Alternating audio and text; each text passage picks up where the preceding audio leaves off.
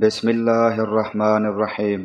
ابن عمر رضی اللہ عنہما نے روایت کی کہ عمر بن خطاب رضی اللہ عنہ کو خیبر میں ایک قطعہ زمین ملی تو آپ رسول اللہ صلی اللہ علیہ وسلم کی خدمت میں مشورے کے لیے حاضر ہوئے اور عرض کیا، یا رسول اللہ، مجھے خیبر میں ایک زمین کا ٹکڑا ملا ہے، اس سے بہتر مال مجھے اب تک کبھی نہیں ملا تھا، آپ اس کے متعلق کیا حکم فرماتے ہیں؟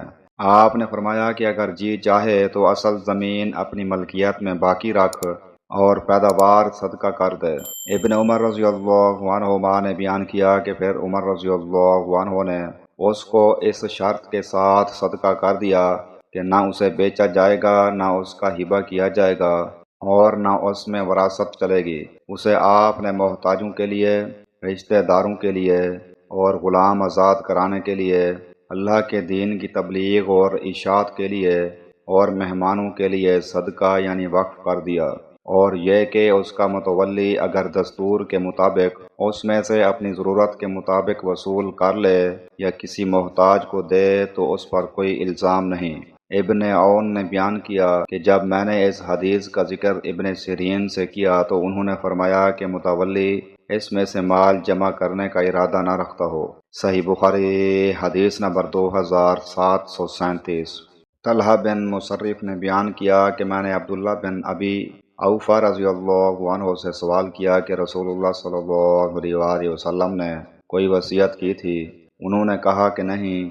اس پر میں نے پوچھا کہ پھر وصیت کس طرح لوگوں پر فرض ہوئی؟ یا راوی نے اس طرح بیان کیا کہ لوگوں کو وصیت کا حکم کیوں کر دیا گیا؟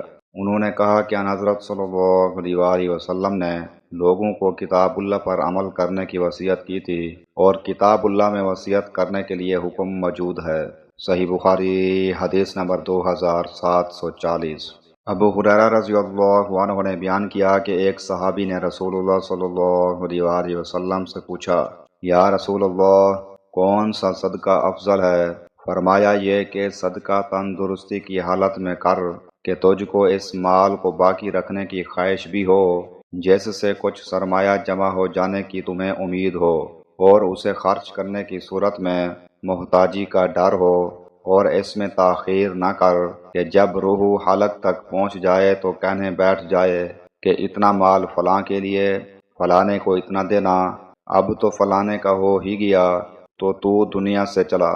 صحیح بخاری حدیث نمبر 2748۔